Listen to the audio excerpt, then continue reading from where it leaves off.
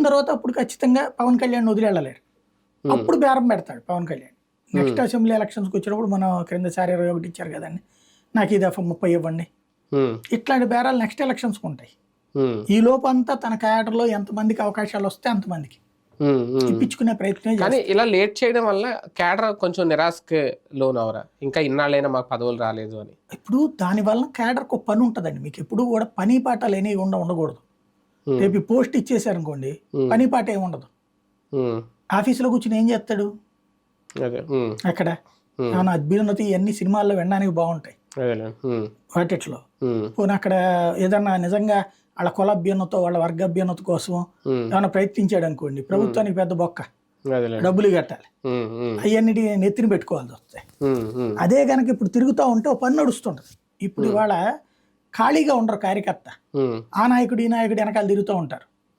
ఎందుకు? తనకు పోస్ట్ ఇప్పించుకోవడానికి.